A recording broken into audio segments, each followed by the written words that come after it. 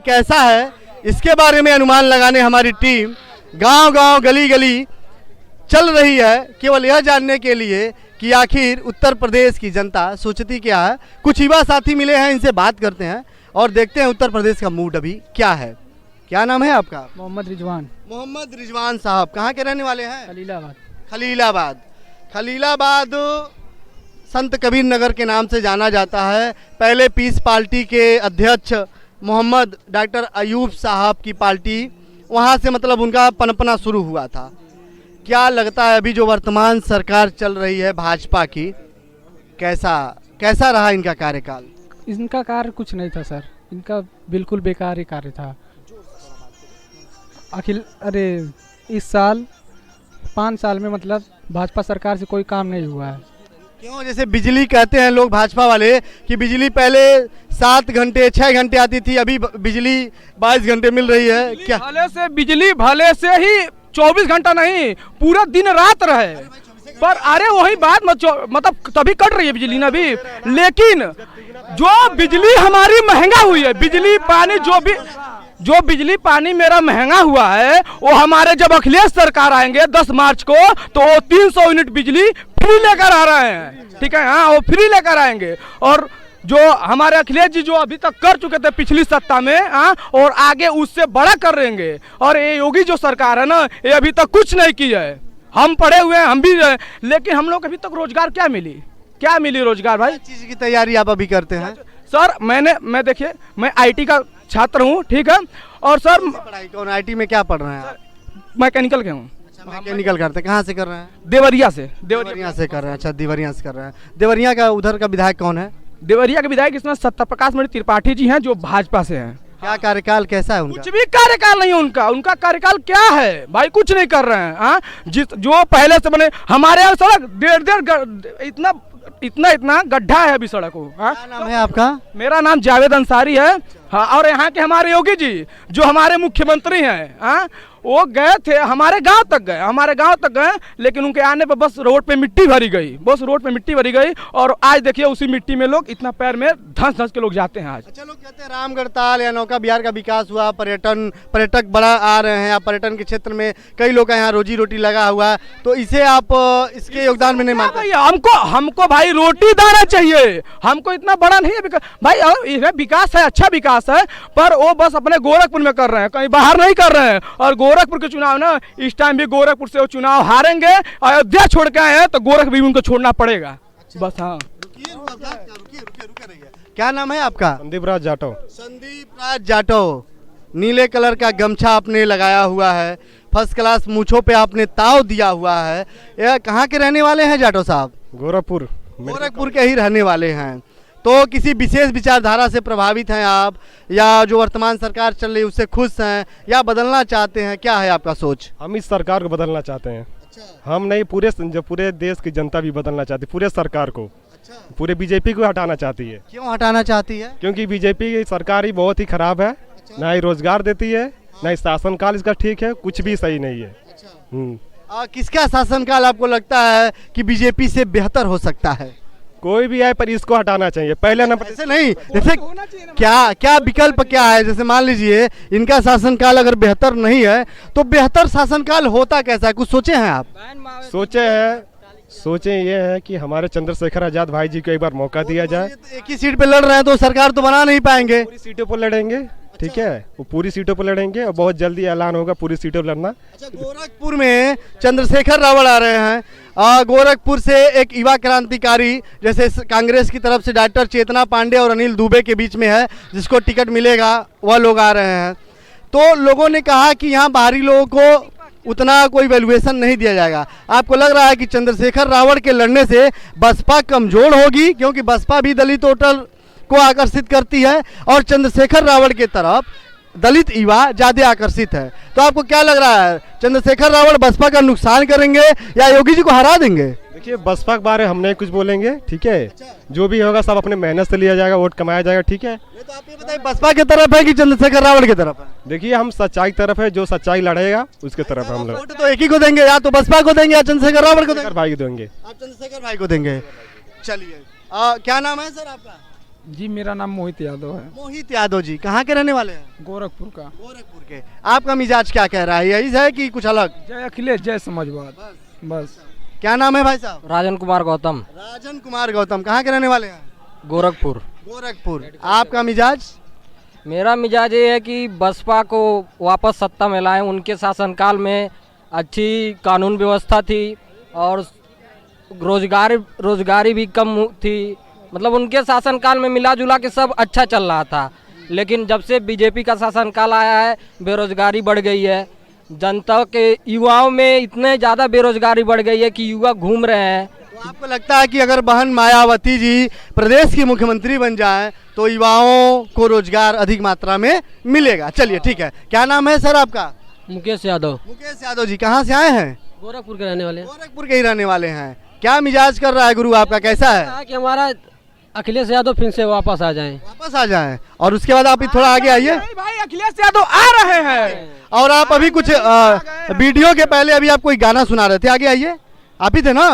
तो थोड़ा सा वो जो आप गाना बनाए हैं वो सुनाइए ताकि देश तक वो बात पहुँचे, आपकी कला पहुँचे लोगों तक। सुनाएंगे, बस एक लाइन सुना दे रहे हैं थोड़ा। अरे बन के विरोधियन के काले आई है, 22 में मुलायम के लाले आई है, सरंगी गुदरी लेके गोरखपुर जाई है जोगी। तो गोरखेपुर है तो क्या जाएंगे क्या? नहीं तो फिर से पहले गोरखपुर से हम लखनऊ गए थे, अब वापस योगी जी फिर अपने इस ननिहाल में आएंगे। गोरखपुर उनको बस मत संभालना है। चलिए अब हम बात करते हैं। एक मिनट आइएगा भैया। क्या नाम? एक मिनट, क्या नाम है आपका? शाहिद अली। शाहिद अली जी। कहाँ के रहने वाले हैं? गोरखपुर के ही। गोरखपुर के। आपका क्या मिजाज है, आप क्या सोच रखते हैं? सरकार कैसी होनी चाहिए, या जो सरकार चल रही है ठीक है, या अगर बदलना चाहिए तो विकल्प क्या है? इस सरकार में सबसे ज़्यादा दिक्कत हुई महंगाई और बेरोजगारी का सबसे बड़ा ये मुद्दा है यहाँ, क्योंकि बहुत से नौजवान इस पे ध्यान नहीं दे रहे हैं। लेकिन ये उनके इन फ्यूचर में बहुत दिक्कत होने वाली। जब हमें रोज़गार ही नहीं मिलेगा तो हम क्या करेंगे? सबसे मुद्दा यही है, बेरोजगारी और महंगाई। आजकल आप तेल देख सकते हैं, जो सरसों का तेल आता है ये डबल बिक रहा है। पहले जो कम कीमत थी अभी डबल में हो रही है। इसी तरह गैस सिलेंडर देख लीजिए, गैस सिलेंडर के लिए कितना इन्होंने बवाल मचाया था, सर पे लेके महंगाई का कितना जोर शोर से इन्होंने जो है स्टार्ट किया था। मुद्दा होना चाहिए चुनाव में शिक्षा कैसी हो, प्रदेश की चिकित्सा कैसी हो, एक आदर्श नागरिक को ये सोचना चाहिए। लेकिन हम किसी एक पार्टी को नहीं कर रहे हैं, हम ऑन रिकॉर्ड कह रहे हैं कोई भी पार्टी हो, हर पार्टी को जो समर्थक हैं, जैसा अभी आपने वीडियो के पहले बोला कि वह युवा है, जोश है, ऊर्जावान है, लेकिन बस नारेबाजी में जा रहे हैं। उन्हें चीज़ों को समझना चाहिए कि हमें किस मुद्दे पे चुनाव लड़ना है, और जब हम यह समझेंगे कि किस मुद्दे पे लोग चुनाव लड़ रहे हैं तभी तो हम मतदान कर पाएंगे। जैसे आपने कहा, आपके हिसाब से कोई भी पार्टी हो उसे सबसे प्रमुख स्तर पर कौन से 5 मुद्दे या 3 मुद्दे रखने चाहिए? सबसे प्रमुख में तो ये 4-5 मुद्दे तो आते हैं, लेकिन सबसे ज़्यादा ज़रूरी है चिकित्सा होती है, फिर दूसरी जो महिला सुरक्षा हो गई, तीसरा महंगाई को कंट्रोल करना। ये कम मुश्किल है लेकिन इसको रोकना चाहिए। जिस तरह से आज महंगाई बहुत ज़्यादा बढ़ गई है, महंगाई तो बढ़ सकती है लेकिन इसको कंट्रोल में रखना चाहिए। और तीसरा बेरोजगारी वाला जो है, ये तो लगभग हमें लगता है कि ज़्यादातर प्रदेशों में बेरोजगारी बहुत ज़्यादा है।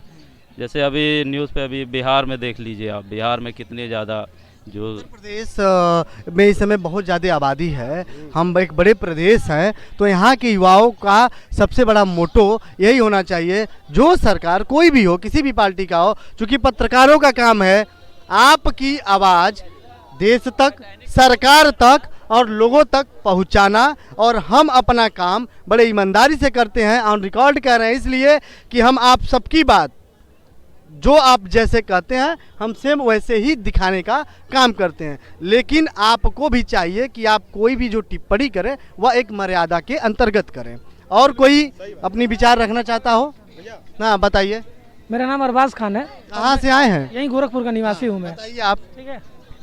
और इस वक्त जो देश को सबसे ज़्यादा चाहिए ना, वो यही चाहिए कि सर महंगाई हमारे यहाँ कंट्रोल हो।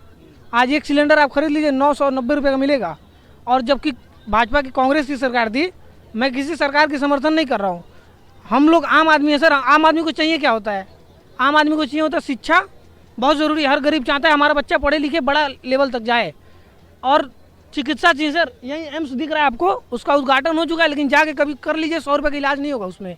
और दूसरा चाहिए होता है सर हमें सुरक्षा। हमारी आज भी बहन बेटियाँ शाम के टाइम घर में जाने से सोचती हैं सब, आखिर ये सोच कहाँ से आ रही है आप बताइए, क्यों सोचना पड़ रहा है हमें? एक चीज़ तो और होना चाहिए, आपकी बात मैं रख रहा हूँ, लेकिन एक चीज़ और होना चाहिए कि बहन बेटियाँ जो सुरक्षित अगर नहीं है तो हम ही युवा हैं, हमसे समाज बनता है, हमसे देश बनता है।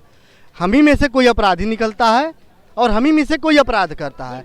तो इसका हमें भी अपने सभी लोगों को, पंडित श्री राम शर्मा आचार्य ने कहा था, हम सुधरेंगे युग सुधरेगा। यानी अगर हम अपना अगर सभी लोग दूसरे की बहन को ये समझ लें मेरी बहन है तो फिर सब सुरक्षित है। लेकिन सरकार को इस पर क्या काम करना चाहिए, क्या कार्रवाई होती है, ये आपका प्रश्न था, बताइए। तो सर जब हमको ये सोचना पड़ेगा तो हमने फिर कुर्सी उनको क्यों दी है, आप ये बताइए। सुधार तो अपने अंदर भी लाना चाहिए ना।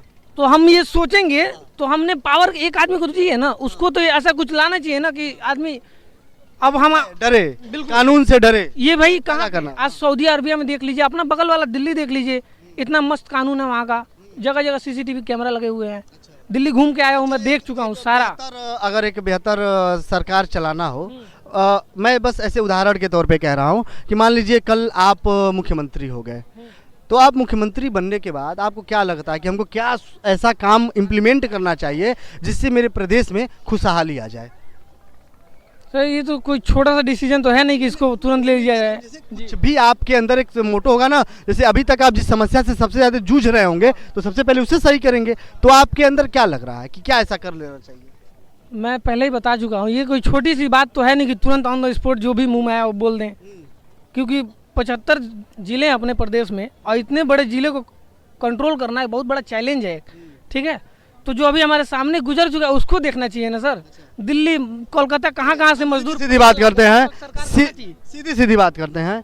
अखिलेश यादव, योगी आदित्यनाथ, कुमारी बहन मायावती, ठीक है, प्रियंका गांधी, चारों में कौन लग रहा है आपको बेहतर? एनटीपीसी का एग्जाम हुआ था 4 साल पहले हुआ था, अब तक उसका रिजल्ट नहीं आया सर। इसके पीछे कौन है?